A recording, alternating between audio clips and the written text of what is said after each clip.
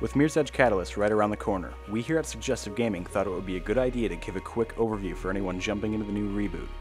Mirror's Edge follows a runner by the name of Faith Connors, who works delivering messages in an unnamed dystopian city. The game begins with Faith getting back on her feet after an injury. She quickly trains with her colleague Celeste at the behest of their operator, Mercury, or Merc for short. After the training and sparring session, Faith delivers a package and as per usual gets chased by the police.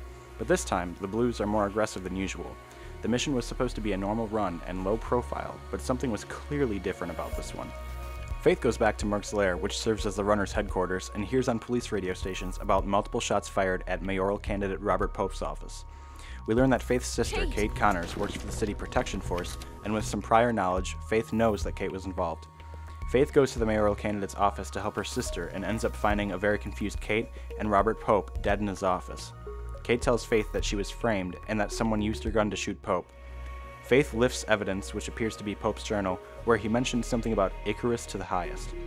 Faith then runs from the Blues, leaving her sister to lawfully deal with the feds. After escaping, there's a rendezvous with Merc and Celeste, and Faith has to go meet Jackknife, one of Faith's former love interests, as he has information about Project Icarus. Faith goes into the city's sewers to evade police, and the police send snipers, which means the Blues are not simply ignoring the runners anymore, and that Faith's group of runners is beginning to tread in deep water. Faith, after a long chase, finally talks to Jackknife, who points her in the direction of Travis Burfield, a now retired wrestler turned businessman, or as Jackknife calls him, a thug who got lucky. Jackknife says that Pope hired Burfield to supply his security force, which implies that Burfield is involved in the murder of Robert Pope. After seeing Jackknife, Faith decides to go and see Kate's boss, Lieutenant Miller. He says that the police department has a lot of pressure on them right now, and that he will not intervene in Faith's attempt to free her sister from a death sentence. The city is extremely corrupt, with all the power in the hands of a handful of people, who together run the city by means of giant companies and government programs.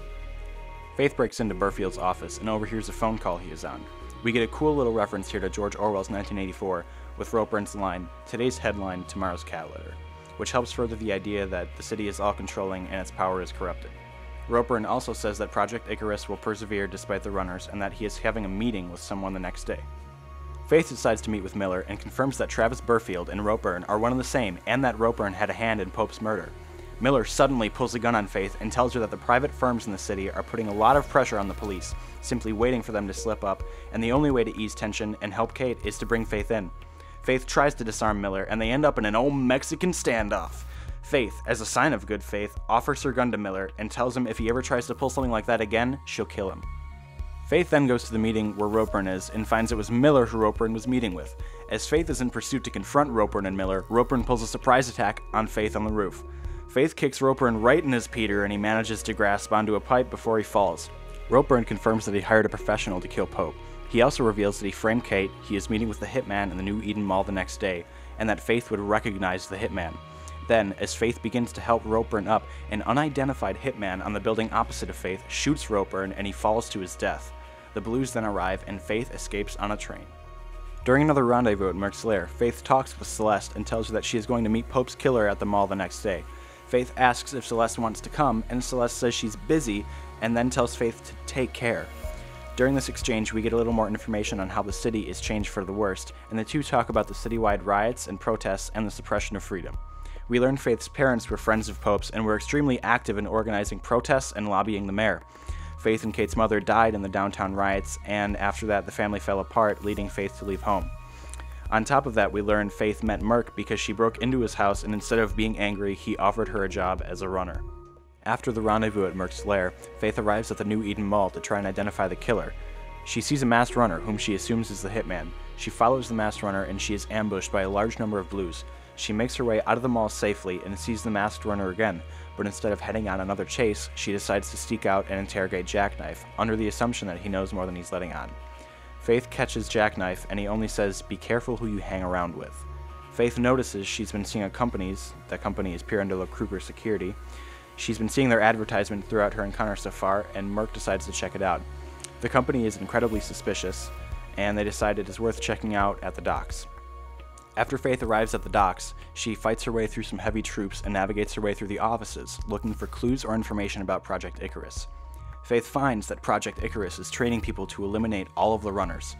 Faith sees the unknown person that she was trying to catch at the mall, but Merc informs her that she has to get out of there ASAP. Faith, as always, manages to get away and ends up hitching a ride on a train to escape. And then cue this really pointless cutscene of Faith running. Cool. Okay. Faith, after further investigation, goes to the docks, trying to get on a boat owned by Burfield to find the hitman. She finds a truck on the docks and uses it to sneak onto the boat. Merc tells her to find your killer and get this guy. While making her way through the boat, Merc tells Faith that Krieg spotted the masked runner on the deck of the boat. After passing the security forces, Faith finally encounters the masked runner and the two finally spar. After a failed disarm attempt, Faith has to pursue the masked runner. Faith catches up to him and they duke it out.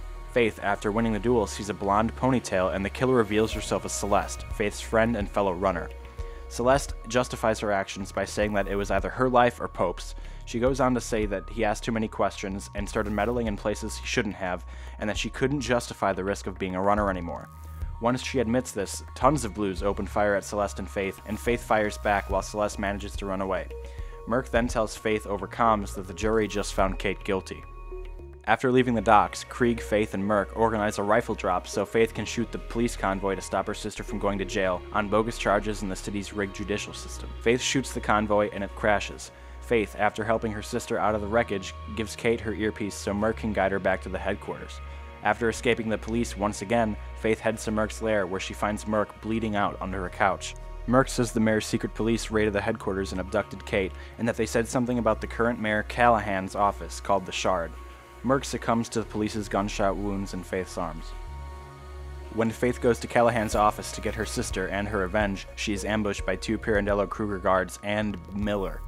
We learn that Miller has been acting as a double agent the whole time, and he kills two of the armed guards who are with him so that Faith could go to the roof and save her sister. Miller uses the security room to help Faith avoid the Pirandello Kruger guards. Once Faith finally gets to the top of the Shard, the hub of the security surveillance programs, Faith hears a single gunshot over the comm system and Miller's end of the line becomes static. Faith then destroys the computers that hold the city's surveillance programs, records, and info. Faith heads to the top of the Shard to find Jackknife holding Kate at gunpoint. Jackknife says Faith was used as a tool to draw out the runners in order to effectively kill the hope the runners brought to the city. With the runners gone, Jackknife said that this would be the start of a new era.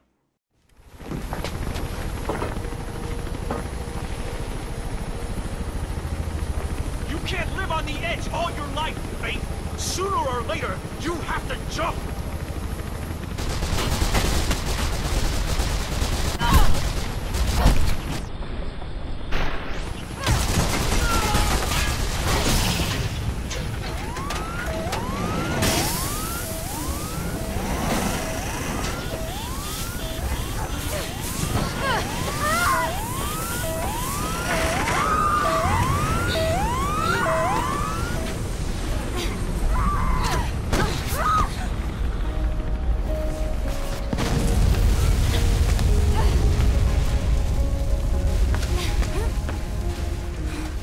Intense action sequence with Jackknife, the game ends with Faith's red glove hand pulling Kate to safety by her handcuffs, which symbolizes the runner's triumph over the law.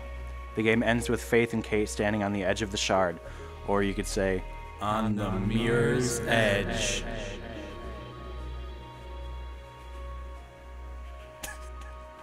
Thank you guys for watching.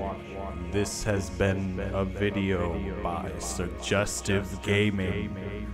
If you liked this video, like it or favorite it or something. Show me what you got. Also, suggest videos or video games for us to play. That's what this channel is all about. We play the games that you suggest us, so leave us comments. This is stupid. Hold on, let me turn this thing on. So you suggest it, we play it, you give us some video games, and we'll make a video of us playing them. They can be bad maps, they can be bad games, they can be good maps or good games. Just suggest us some stuff, and we'll play whatever you want us to. Thank you for watching this video, and happy YouTubing? I don't know. Have a nice day.